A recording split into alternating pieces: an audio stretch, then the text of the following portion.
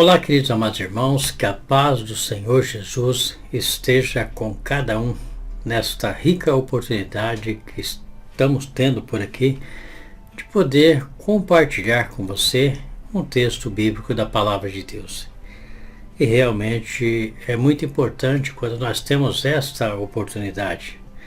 É necessário que nós tiramos um tempo da nossa vida para poder aprender aí um pouco mais das Escrituras Sagradas, porque é ela que vai nos ensinar a cada dia a estar em comunhão com Deus e também procurar errar menos, né?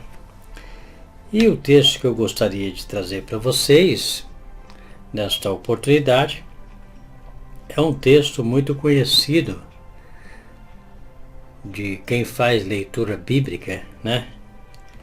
Uma história muito bonita e ao mesmo tempo uma história muito construtiva para os nossos dias, né? Nós estamos aí no século XXI, nós estamos com a tecnologia totalmente avançada, né? E as pessoas vão indo, vem vindo, vai praticando, né? Alimentar os seus desejos a cada dia. Mas isso também tem um certo risco, né? Esta passagem bíblica, ela nos mostra que um abismo leva a um outro abismo. Então nós precisamos ter muita cautela.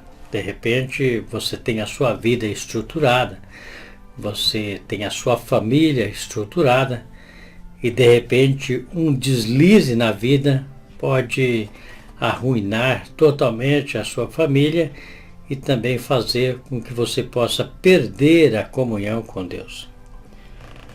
Eu vou trazer essa história e você vai ver que essa história vai nos ajudar muito a ter sabedoria para viver neste mundo, principalmente hoje no século XXI, onde a liberdade de cada um está exposta aos seus desejos. Segundo livro de Samuel, capítulo de número 11, e o texto começa de uma forma até bastante curiosa, né? Porque existe um ditado popular que cabeça vazia, morada do diabo, né? Então é perigoso quando nós estamos sem fazer nada, quando nós estamos ali tranquilo, sossegado. Aí que o inimigo ele usa esses artifícios para poder jogar a sua seta maligna sobre nossas vidas e fazer com que nós erramos. E foi isso que aconteceu nesse texto bíblico. Olha o que diz o texto bíblico.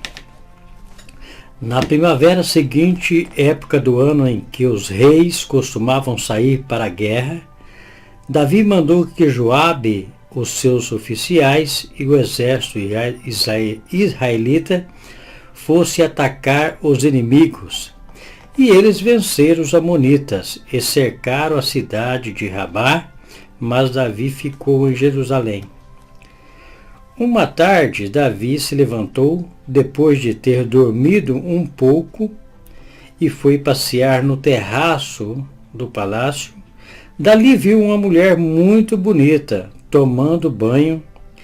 Aí ele mandou que descobrisse quem era aquela mulher, e soube que era Betseba, filha de Eliã e esposa de Urias o Heteu.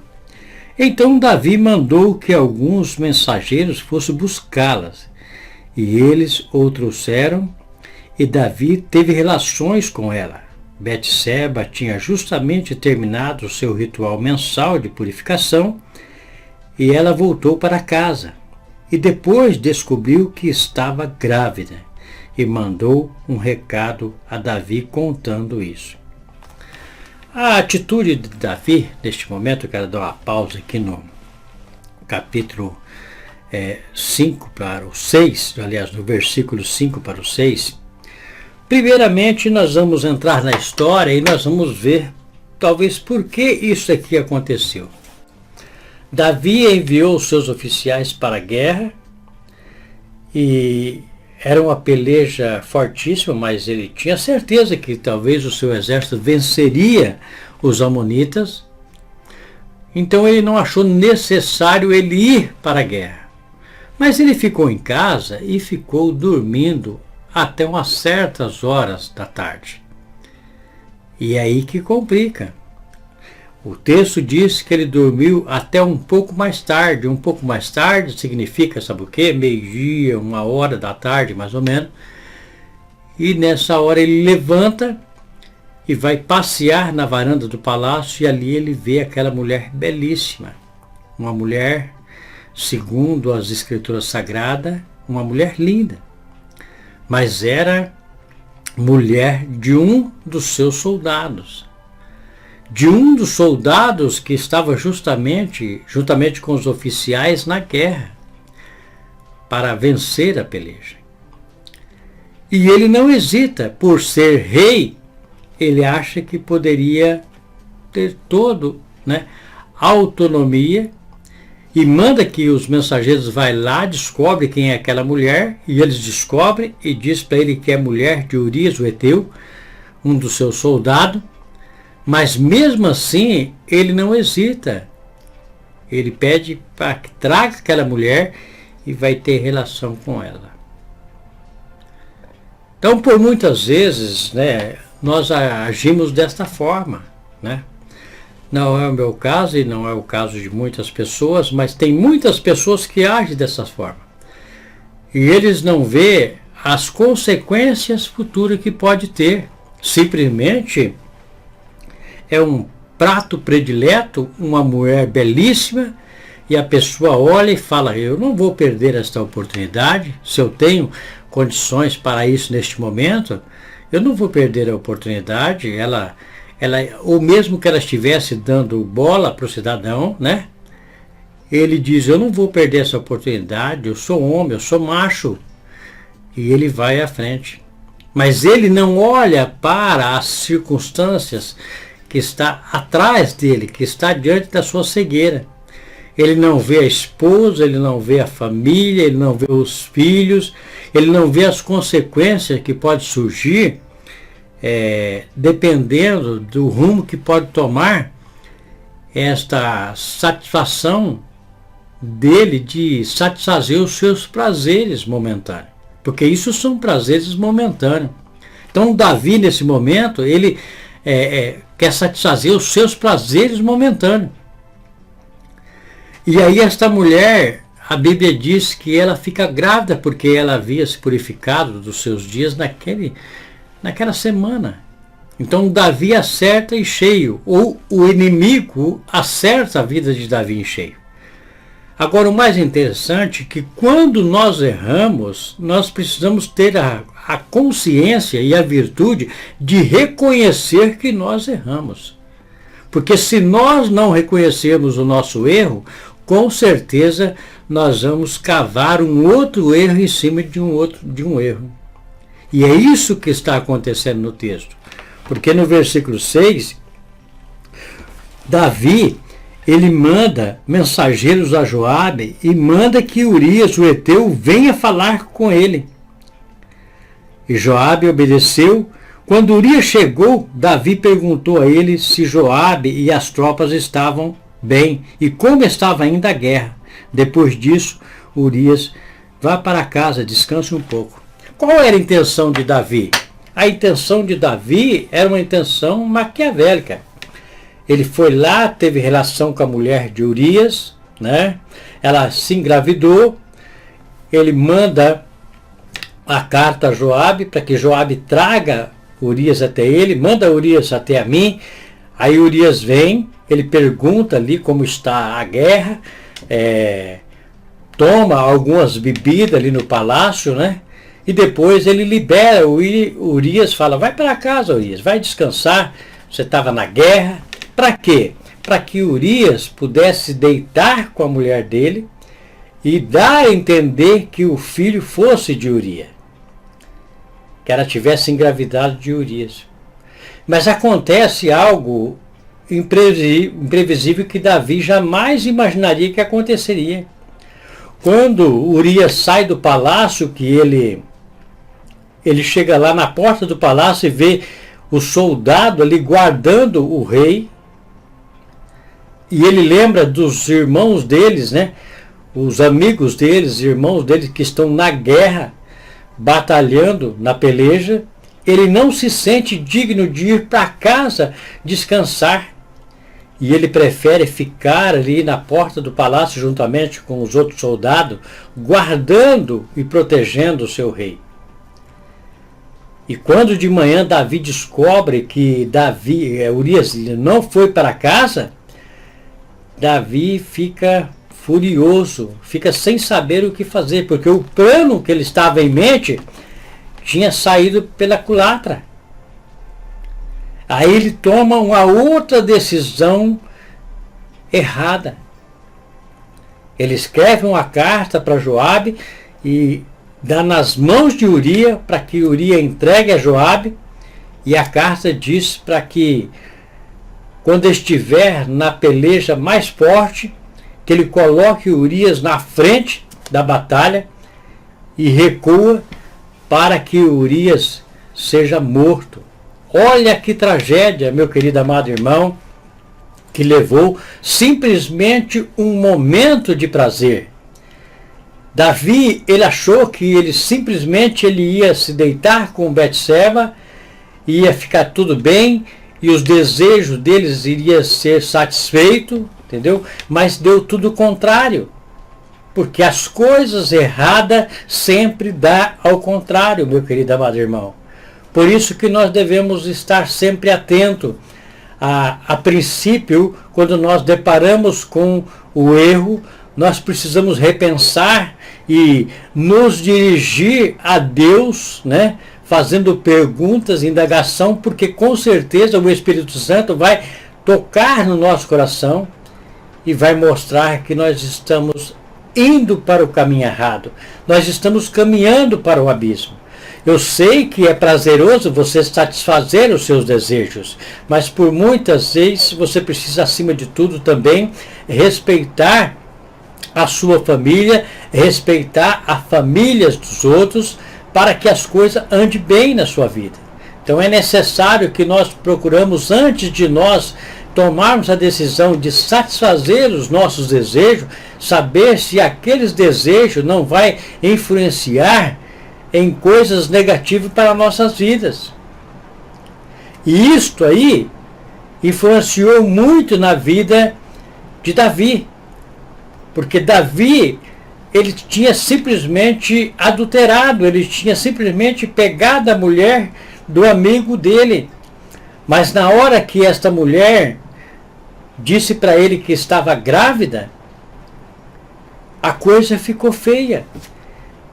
Ele prepara uma armadilha para que Urias venha, deita com a mulher, para que possa parecer que ela engravidou de Urias, mas não dá certo, porque Urias talvez tinha muito mais honra ao rei do que ele a um grande soldado que Urias era. E Urias permanece guardando o rei na porta do palácio. Aí ele manda uma carta preparada para matar Urias. E isso acontece. Urias é morto nesta batalha. E essa história é uma história muito fantástica, porque Betseba, ela tem esse bebê, né? Urias morre, Davi consegue ficar com Betseba, e Betseba tem esse bebê, mas só que acontece uma tragédia. Acontece uma tragédia porque o profeta Natã é enviado de Deus para falar para Davi o que ele tinha feito. Até então Davi, ele não tinha percebido que ele tinha feito essa tragédia, que ele tinha cometido essa tragédia. Então, quando Natã, ele vem para falar com Davi, olha o que acontece.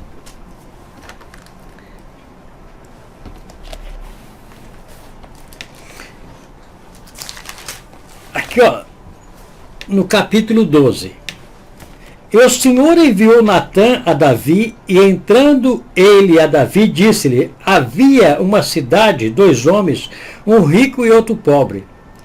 O rico tinha muitíssimas ovelhas e vacas, mas o pobre não tinha coisa nenhuma senão uma pequena cordeira que comprara e criara. E ela havia crescido com ele e com seus filhos igualmente. Do seu bocado comia, e do seu corpo bebia e dormia em seu regaço, e tinha como filha. E vindo um viajante, homem rico, deixou este de tomar das suas ovelhas e das suas vacas para guisar para o viajante que vier a ele. E tomou a cordeira do homem pobre, e o preparou para o homem que vier a ele. Olha bem a situação. Natã estava falando da situação de Davi. O homem pobre era Urias. A ovelha era Betseba.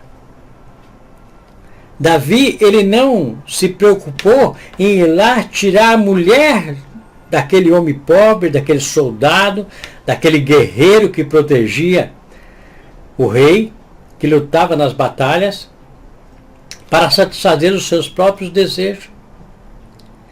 E quando Davi, ele toma conhecimento dessa história, não sabendo que esta história que Natã estava contando era para ele, ele se enche de furor. Olha o que ele disse. Então o furor de Davi se acendeu em grande maneira contra aquele homem e disse a Natã: vive o Senhor, que digno de morte é o homem que fez isso. Olha para você ver como que por muitas vezes, meu querido amado irmão, irmã, você que neste momento assiste este vídeo através do Bíblia em Foco, olha que por muitas vezes, quando nós nos preocupamos muito em atender os nossos desejos, os nossos prazeres, parece que é colocado uma venda em nossos olhos e nós não enxergamos nada além daquilo que é prazeroso para nós. Então é muito delicado quando nós temos esse tipo de pensamento. Nós devemos pensar muito a critério quando nós estamos tentando satisfazer simplesmente o nosso desejo. Parece que é automático. Quando você se preocupa em atender o seu desejo, parece que as outras partes ficam obscuras e você não vê nada. Davi praticou tudo este ato e ele não percebeu nada. Ele mesmo se encheu de furor e disse que este homem que fizera isto era digno de morte. E ainda ele vai mais, ele diz: e pela cordeira tornará a dar quadriplicado, porque fez tal coisa e porque não se compadeceu. Olha bem, a cegueira que Davi estava perante os desejos que ele tinha atendido a um momento de prazer. Porque isso aí é como se fosse, por exemplo, uma simples paixão cega. Ele olhou para aquela mulher linda, fixou seus olhos, no momento ele desejou ela. Ele poderia ter olhado e ter parado e ter falado: não, Senhor, eu não quero praticar este ato. E ter desviado os olhos, porque por muitas vezes, os nossos olhos que contaminam o nosso corpo. Por muitas vezes nós absorvemos desejos ao nosso coração simplesmente porque os nossos olhos se fixam. A Bíblia diz que os olhos é a candeia do corpo. Se os seus olhos for bom, o seu corpo será todo bom. Mas se os seus olhos for tenebrosos, o seu corpo será grandes trevas. Então nós precisamos ter cautela quando nós olhamos. Talvez é prazeroso, talvez é bonito nós olharmos, mas também nós podemos alimentar o desejo da carne, o desejo do coração e praticar atos que nós mesmos condenamos, como Davi havia condenado a atitude, o ato que ele praticou, sem ele mesmo saber. Então, Natã diz para ele: olha, Então disse Natã a Davi: Tu és este homem. Assim diz o Senhor, Deus de Israel: Eu te ungi rei sobre Israel, e eu te livrei das mãos de Saul. E te dei a casa do teu senhor e as mulheres de teu senhor em teu seio, e também te dei a casa de Israel e de Judá.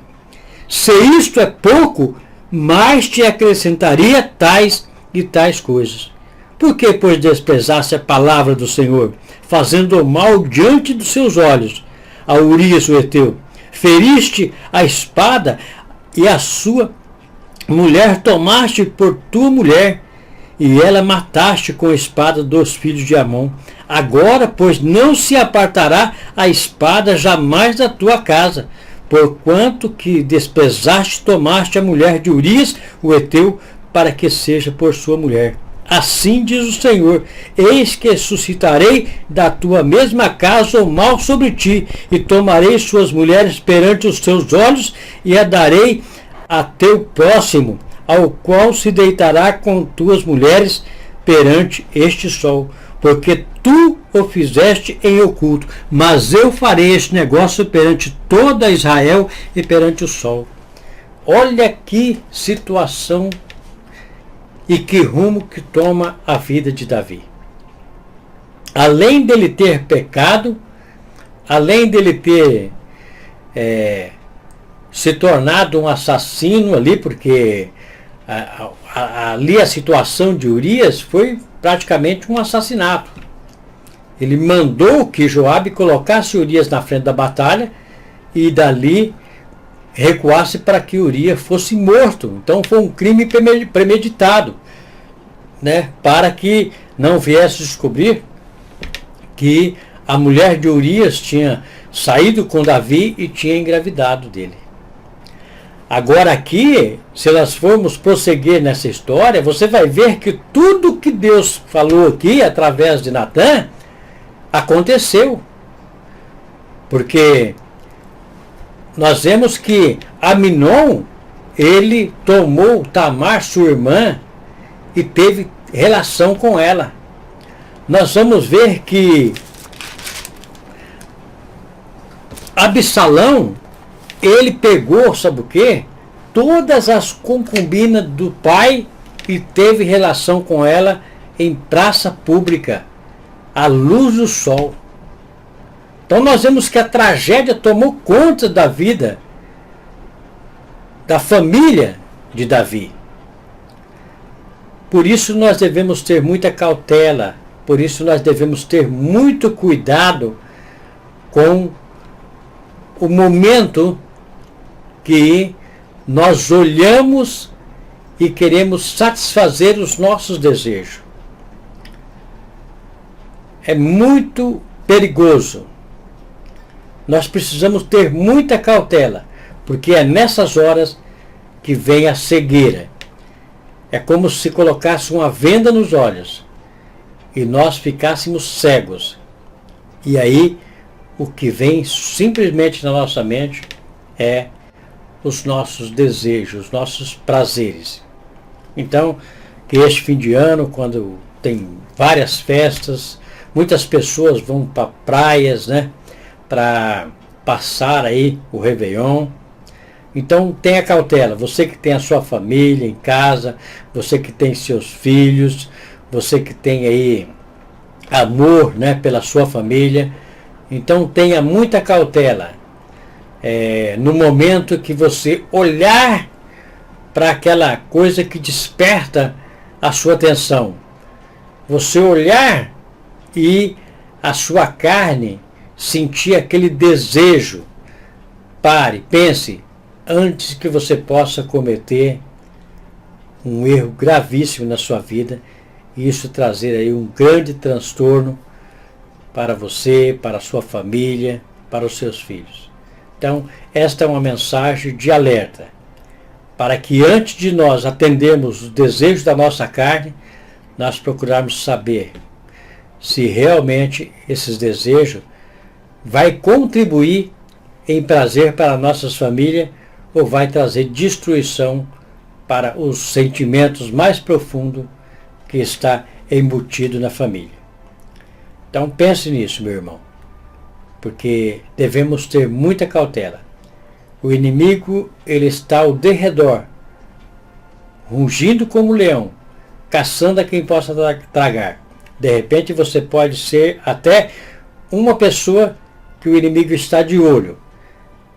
E ele está ali preste a querer que você caia numa cilada.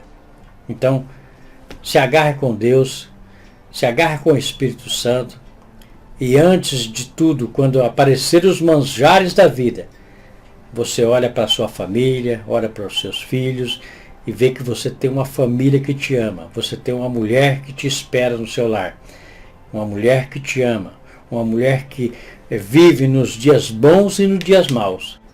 Então isso é muito importante. Nós sabemos que se nós olharmos para trás, nós temos alguém que espera por nós com muito amor, com muito carinho no coração. Um abraço, que Deus abençoe você. Se você gostou da mensagem, deixe o seu like. Se você não é inscrito no canal, se inscreva no canal para nós conseguirmos aí os nossos 1000 inscritos no canal. E também faça seu comentário. O seu comentário é muito importante. Tá certo? O Bíblia em Foco fica por aqui. Deus abençoe a sua vida. Deus abençoe o seu lar. E de olho, não aceite qualquer manjar na sua vida que não seja cheio de amor verdadeiro. O Bíblia em Foco volta a qualquer momento com outro vídeo.